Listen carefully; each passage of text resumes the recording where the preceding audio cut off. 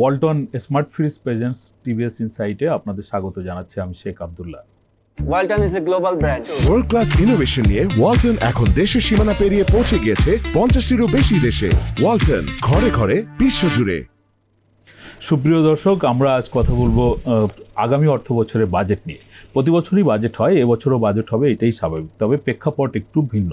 গত 15 বছর ধরে একটি সরকার ছিল এবং সেই সরকার তাদের উন্নয়ন দর্শন অনুযায়ী বাজেট দিয়ে আসছিল বা বাজেট করেছে। আসলে বাজেট সরকারের উন্নয়ন পরিকল্পনা যেমন থাকে, পাশাপাশি সরকারের পরিচালন ব্যয়েরও ব্যবস্থা সেখানে রাখা হয়। বাজেটেও সরকার দেশের অর্থনীতিকে বা উন্নয়ন কর্মকাণ্ড কোন দিকে নিয়ে যাবে সেই দর্শন তুলে ধরে। বর্তমান সরকার, অন্তর্বর্তীকালীন সরকার এবং এই সরকারে যারা রয়েছেন তাদের মধ্যে যে ধরনের উন্নয়ন আকাঙ্ক্ষা রয়েছে আগামী অর্থ বছরের বাজেটে তারই প্রতিফলন হবে, এটাই আমরা আশা করছি। আগামী অর্থ বছরের বাজেটটি কেমন হতে পারে তাই নিয়ে মাননীয় অর্থ উপদেষ্টা টিভিএসের সঙ্গে এক্সক্লুসিভ ইন্টারভিউ দিয়েছেন।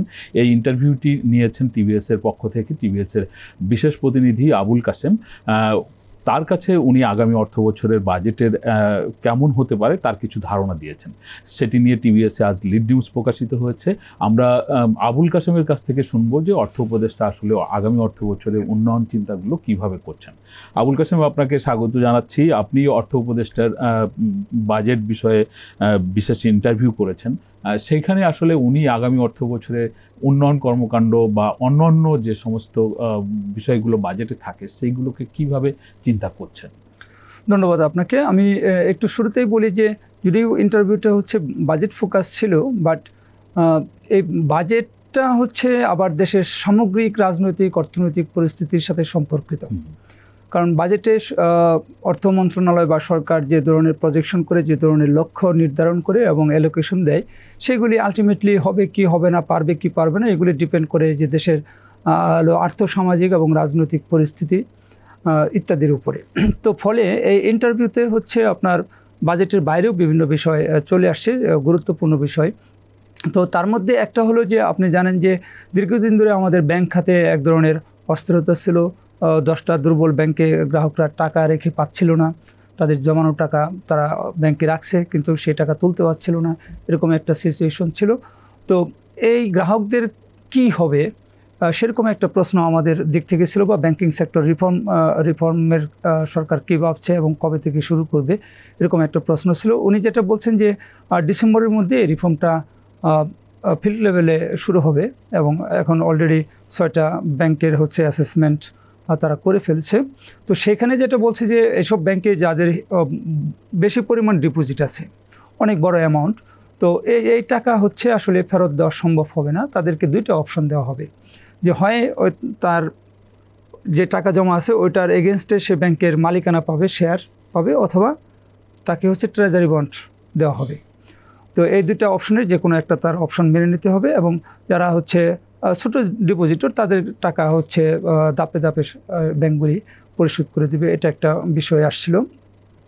আপনি জানেন যে এখন আমাদের জাতীয় রাজস্ব বোর্ডের কর্মকর্তারা ব্যাপক আন্দোলন সংগ্রাম করছে তাদের এনবিআর বিভক্তি নিয়ে, যে রাজস্ব বাস্তবায়ন বিভাগ এবং রাজস্ব নীতি বিভাগ, এবং 2 বিভাগের নীতি বিভাগের সচিব বিশেষ করে কারা হবে সেটা হচ্ছে আইনে যেভাবে আছে তাতে তারা মনে করছে যে এখানে অ্যাডমিন ক্যাডারের কর্মকর্তারা সচিব হয়ে যাবেন। এটা নিয়ে তো আজকেও মিটিং আছে, ফলে তারা সচিব হইতে পারবেন না এবং বাস্তবায়ন বিভাগে যেভাবে আইনে বলা আছে তাতে তাদের অগ্রাধিকার থাকবে, কিন্তু তারা সচিব হইতে পারবেন কিনা একটা কনফিউশন আছে। তারা কয়েকদিন ধরে কর্মবিরতি পালন করছে। এই বিষয়ে অর্থ উপদেষ্টার কাছে জানতে চেয়েছিলাম। অর্থ উপদেষ্টা তিনি বলেছেন যে এই বিষয়ে তিনি কোনো কম্প্রোমাইজ করবেন না, এবং উনি যেটা বলছেন যে আইনে কখনোই হচ্ছে সুনির্দিষ্টভাবে বলার সুযোগ নেই যে এই ক্যাডার থেকে হচ্ছে সচিব হবে।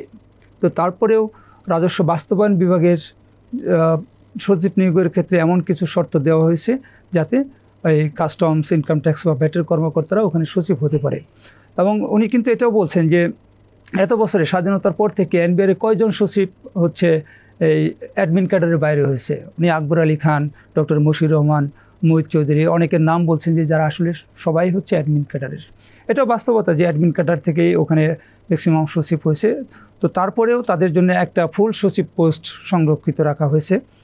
তো এই বিষয়টা উনি যেটা বলছেন যে যদি এই অর্ডিন্যান্সে এরকম সুনির্দিষ্টভাবে একটা ক্যাডারের নাম উল্লেখ করে দেওয়া হয়, তাহলে আইন মন্ত্রণালয় থেকে এটা ব্যাটিংয়ে অ্যাপ্রুভাল পাবে না, এটা আইন মন্ত্রণালয় তাদেরকে জানিয়েছে। এই একটা ইস্যু। আরেকটা ইস্যু হচ্ছে এখন যেটা চলছে যে আপনি জানেন যে অন্তর্বর্তীকালীন সরকার জাতীয় বাংলাদেশ সিকিউরিটিস অ্যান্ড এক্সচেঞ্জ কমিশনের যে চেয়ারম্যান, নতুন চেয়ারম্যান নিয়োগ দিয়েছেন রাশেদ মাকসুদ সাহেব।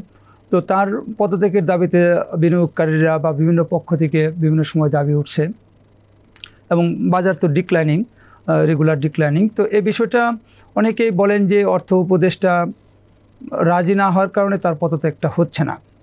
তো আমি এই বিষয়টা জানতে চেয়েছিলাম যে স্যার, আপনি অনেকেই মনে করেন যে বিসিকের চেয়ারম্যান পদত্যাগ করতে চান, কিন্তু আপনি রাজি হচ্ছেন না বলে তার পদত্যাগটা হচ্ছে না। তো উনি এটা বলছেন যে উনি আসলেই অর্থ উপদেষ্টা চান না যে উনি পদত্যাগ করুক, কারণ উনি একজন ভালো ব্যাংকার ছিলেন এবং খুবই মেধাবী, এবং উনি পদত্যাগ করলে তো কাকে আবার বিসিকের চেয়ারম্যান করবেন? উনি বলছেন যে তাহলে কি আমরা শিবলি রুবাইদের মতো আরেকজনকে নিয়ে আসবো যে হচ্ছে বাজারের তো কোনো উন্নতি হচ্ছে না, বাজারে এখন বরং পতন হচ্ছে বা বিনিয়োগকারী বাজারে এই প্রসঙ্গে অর্থ উপদেষ্টা যেটা বলছেন সেটা হলো যে বাজারে ভালো মন্দ নির্ভর করছে হচ্ছে আপনার ভালো শেয়ারের সরবরাহের উপর, কিন্তু এই সময়ে হচ্ছে ভালো কোম্পানির আইপিও আসছে না বাজারে। এটা একটা বিষয়, ভালো কোম্পানির আইপিও আসছে না। আর উনি যেটা বলছেন যে উনি বিসিকের চেয়ারম্যানকেও একটা নির্দেশনা দিয়েছেন যে ইনভেস্টরদের কনফিডেন্সটা অর্জন করতে হবে এবং সেজন্য তাকে কিছু মেজার নিতে বলছেন। এখন আবার এটা উনি বলছেন যে হ্যাঁ, আমি স্বীকার করি যে 80 টাকার শেয়ার এখন 20 টাকায় চলে আসছে, কিন্তু আপনি শেয়ার বাজারে টাকা ইনভেস্ট করে প্রত্যেক মাসে আপনি ওখান থেকে লাভ আশা করবেন, এটাও তো ঠিক না। দেখুন, শেয়ার বাজারে যারা আন্দোলন করছে, যারা প্রতি মাসে লাভের জায়গা নাই। এটা আমি আরেকটু বলে নিই যে উনি আসলে কি বলছেন। আমাদের ইন্টারভিউটা শুধু শেয়ার বাজার ফোকাস ছিল না, এখানে হচ্ছে রেভিনিউ সেক্টর নিয়ে আলোচনা হয়েছে। যে আপনি জানেন যে আইএমএফের একটা চাপ আছে যে আমাদের ট্যাক্স জিডিপি রেশিও বাড়ানোর জন্য, তো এটা বাড়াতে গিয়ে জনগণের উপর করের বোঝা বাড়বে কিনা। উনি বলছেন যে না, জনগণের উপরে বাড়তি কর উনি চাপাবেন না, বরং হচ্ছে উনি এনবিআর চেয়ারম্যানকে যে নির্দেশনাটা দিয়েছেন যে যেখানে অনিয়ম দুর্নীতি আছে সেগুলি হচ্ছে বন্ধ করা। এবং একটা এক্সাম্পল উনি কিন্তু আমাদেরকে দিয়েছেন, যেটা যে একজন ব্যবসায়ীর কাছে একজন ব্যবসায়ীর হলো 100 কোটি টাকার উপরে কর ফাঁকি চিহ্নিত হওয়ার পর সংশ্লিষ্ট কর কমিশনার তার কাছ থেকে 60 কোটি টাকা ঘুষ নিয়েছে এবং 10 কোটি টাকা সরকারের এক্সচেকারে জমা দিয়ে ওই ব্যবসায়ীকে হচ্ছে ঝামেলা থেকে রেহাই দিতেছে। এই বিষয়টা এনবিআর চেয়ারম্যান ডিটেক্ট করার পর অর্থ উপদেষ্টাকে জানিয়েছেন এবং অর্থ উপদেষ্টা এনবিআর চেয়ারম্যানকে বলেছেন যে ওই কর্মকর্তাকে সাসপেন্ড করো এবং তাকে পুলিশে দাও। তো বলছে যে মানে এরকম একজন কর্মকর্তাকে তো প্রকাশ্যে নিয়ে আসা। তো অর্থ উপদেষ্টা যেটা বলছেন যে এভাবে অনেক রাজস্ব যেটা সরকারের এক্সচেকারে আসার কথা, কিন্তু এটা সরকারের অ্যাকাউন্টে না এসে সেটা হচ্ছে অনেক কর্মকর্তাদের পকেটে চলে যাচ্ছে। তো এটা যদি বন্ধ করা যায় তাহলে আমাদের আইএমএফ যে পরিমাণ রেভিনিউ বাড়াইতে বলছে সেটা খুব জনগণের উপর বাড়তি করার রূপ না করে সেটা বাড়ানো সম্ভব। তারা বাজেটে এই চেষ্টাটা করছে। তবে এই যে অনেক মূল্যস্ফীতির চাপে যে আমরা সাধারণ মানুষ আছি, এই জন্য আমাদের আশা ছিল, অর্থনীতিবিদরাও বলছেন, ব্যবসায়ীদেরও দাবি ছিল যে এবছর হয়তো করমুক্ত আয়সীমা একটু বাড়বে, যেটা 3.5 লাখ টাকা আছে। অর্থ উপদেষ্টা এটা নাকচ করে দিয়েছেন, এটা বাড়বে না। না, এইটা বাড়বে না। আবার আপনি বলছেন যে মানে সরকারের যে রাজস্ব আহরণের চেষ্টা সেটা অব্যাহত থাকবে। তো সেই ক্ষেত্রে মানুষ তো একটা রিলিফ চাই, মানুষকে রিলিফ দেওয়ার জন্য মানুষকে রিলিফ দেওয়ার জন্য অর্থ উপদেষ্টা যেটা বলছেন যে তার বাজেটের হচ্ছে একটা যেটা মেন চ্যালেঞ্জ হচ্ছে ইনফ্লেশন কমানো। এবং উনি যেটা বলছেন যে এই ইনফ্লেশন কমানোর জন্য সাপ্লাই সাইডের উপরে জোর দিতে হবে, সেটা উনি দেবেন। এবং কৃষি খাতে ভর্তুকি নিয়ে কোনো ধরনের কোনো কৃপণতা থাকবে না, যখন যা লাগে কৃষিতে তখন সেটা উনি সরবরাহ করবেন। আপনি জানেন যে আমাদের গ্যাস বিদ্যুতে ভর্তুকি আছে। তো অর্থ উপদেষ্টা আমাদেরকে গতকাল যেটা বলেছেন যে উনি ফাজুল কবির সাহেবকে বলে দিয়েছেন যে গ্যাস বিদ্যুতের দাম আর বাড়ানো যাবে না। তো এই সেক্টরে যে পরিমাণ ভর্তুকি লাগে সেটা অর্থ মন্ত্রণালয় দিবে।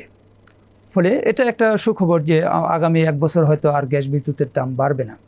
এটা একটা ইস্যু আছে। অর্থ উপদেষ্টা যেটা বলছেন যে এবছর বাজেটে সামাজিক নিরাপত্তা বেষ্টনীর বিভিন্ন খাতে ভাতা এবং উপকারভোগীর সংখ্যা বাড়ানো হবে। তবে এটা আসলে অন্য দেশের সাথে তুলনা করলে যে খুব একটা আহামরি কিছু হবে তা না, কিন্তু তারপরে এখন যেটা আছে সেখান থেকে কিছুটা বাড়ানো হবে। কৃষি, শিক্ষা এবং স্বাস্থ্য, শিক্ষা এবং স্বাস্থ্যের মান উন্নয়নে হচ্ছে যে আপনার বরাদ্দ বাড়ানো হবে। উনি যেটা বলছেন যে উনি আসলে ডাক্তারদের একটু সন্তুষ্ট রাখতে চান, এবং আপনি জানেন যে উনি হচ্ছে প্রশাসনের নিয়োগ, বদলি, প্রমোশন ইত্যাদি সংক্রান্ত একটা কমিটির উনি প্রধান, এবং সম্প্রতি 3000 অ্যাসিস্ট্যান্ট প্রফেসরকে প্রফেসর হিসেবে সুপার নিউমারি পদোন্নতি দেওয়ার উনি ফাইল অ্যাপ্রুভাল করেছেন, এবং উনি বলছেন যে এই ধরনের যদি আরও থাকে আমি সেটাও করব। কারণ হলো যে ডাক্তারদের যদি সম্মান বাড়ে, মেন্টাল স্যাটিসফ্যাকশন বাড়ে, বেতন ভাতা যেটুকু বাড়বে তার চেয়েও তাদের কাজে মনোযোগ বাড়বে, এ ধরনের একটা চেষ্টার কথা উনি বলেছেন। আর যেটা বলছেন যে ইনফ্লেশনটা উনি আশা করছেন যে এই ডিসেম্বরের মধ্যে এটা 7.5 এবং 8 হবে, এবং আগামী অর্থ বছর এটা 6.5-এর মধ্যে নেমে আসবে। কিন্তু বাস্তবতাটা উনি স্বীকার করেছেন যে উনি ওনার নিজের মুখ থেকে বলেছেন যে বগুড়ায় যে বেগুন হচ্ছে 10 টাকা কেজি, সেটা ঢাকায় 60 টাকা কেজি হয়ে যাচ্ছে। হ্যাঁ, কলা হয়তো মধুপুরে 12 টাকায় 1 ডজন পাওয়া যায়, ঢাকায় হচ্ছে 120 টাকা লাগে। এই যে মাঝখানে যে মধ্যস্বত্বভোগী অনেকগুলি, এর মধ্যে কয়েকটা স্টেজে মধ্যস্বত্বভোগী দরকার আছে, যে হচ্ছে কৃষকের কাছ থেকে কিনবে, এরপরে পাইকারি সেল করবে, টাকা আসবে। কিন্তু ওই যে রাস্তায় হাত উঠে যে টাকা নিয়ে নিচ্ছে, মানে এক কথায় চাঁদাবাজি, সেটা হচ্ছে পুলিশ নেয়, বিভিন্ন রাজনৈতিক দলের কর্মীরা নেয়। তো এসব কারণে এগুলি বাড়ছে। তো এর সাথে এটা আসলে অর্থনীতি দিয়ে, বাজেট দিয়ে, মুদ্রানীতি দিয়ে কন্ট্রোল করা যাবে না। এটা হচ্ছে আইন শৃঙ্খলা পরিস্থিতি, বাজার ব্যবস্থাপনার উপর নির্ভর করে। তো সেটাও সরকার চেষ্টা করবে, এটা বলছে।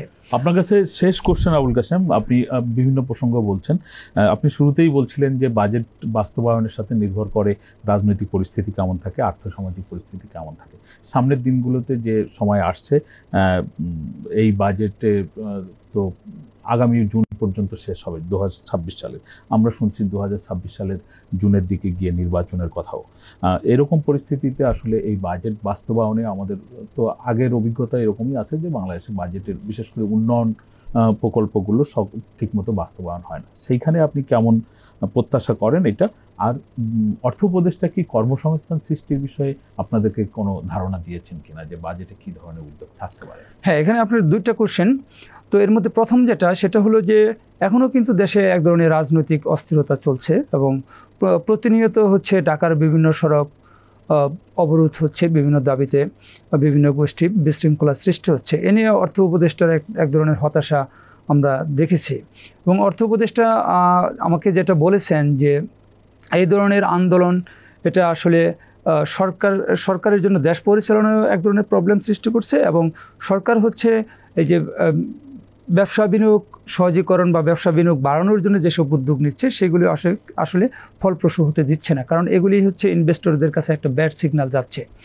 তো অর্থ উপদেষ্টা এখানে একটু রিগ্রেট প্রকাশ করছেন যে সরকারের শুরুতেই উচিত ছিল যে এটা বলা যে আমরা কারো কোনো দাবি দেওয়া বাস্তবায়ন করব না, আমরা শুধু রিফর্ম করব।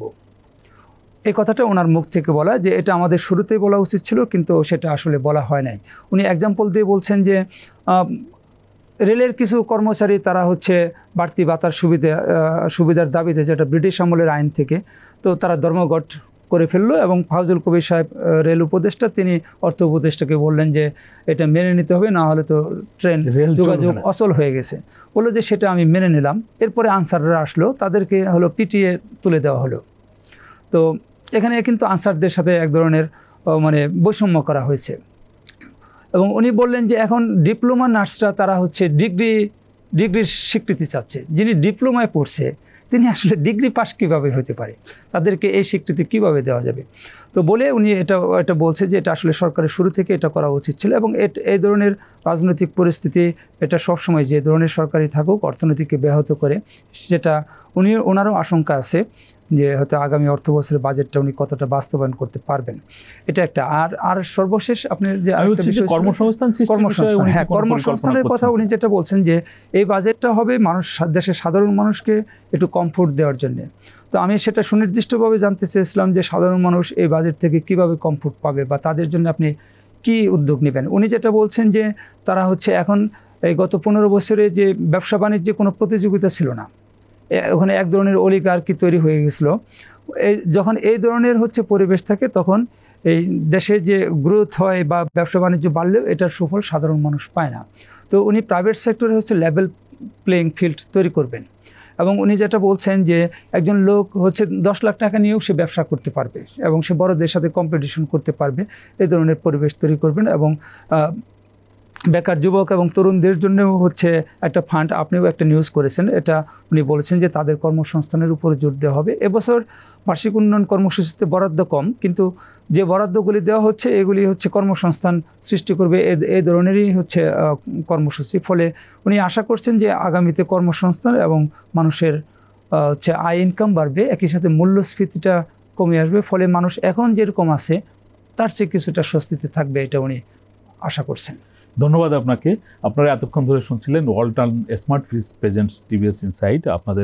আমাদের আলোচনা আপনারা যদি ভালো লাগে আপনারা শেয়ার করবেন, লাইক করবেন। আপনাদের সকলকে ধন্যবাদ।